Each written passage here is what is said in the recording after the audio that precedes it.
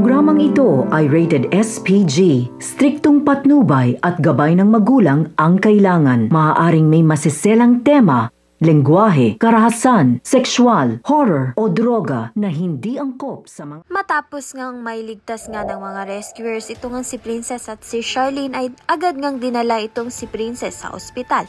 Kaya naman nga dito ngang si Xavier ay agad nga siyang dinalaw. Ngunit naunahan na nga siya nito ni Justin. At dahil dito ay halata ngang mailap nga itong si Princess kay Xavier.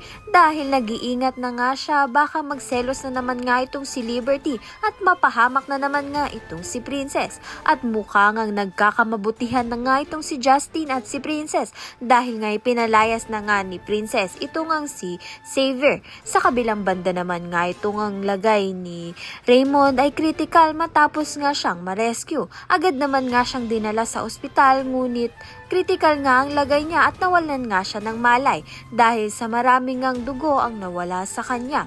Ngunit pagkagising nga niya ay agad nga niyang hinanap ito ngang si Princess at si Charlene at mukha na ngang naayos ang kanilang relasyon. Subalit pagtataka nga nito ni Divina at ni Liberty pati na nga rin nitong si Sonia na si Princess nga at si Charlene ang unang hinanap nga nito ni Raymond. Kaya naman nga't mukha ngang nakalimutan na nga ni Raymond na pinili niya nga itong si Divina. Kaya naman nga't may posibilidad na hindi na nga matuloy ang kanilang annulment case.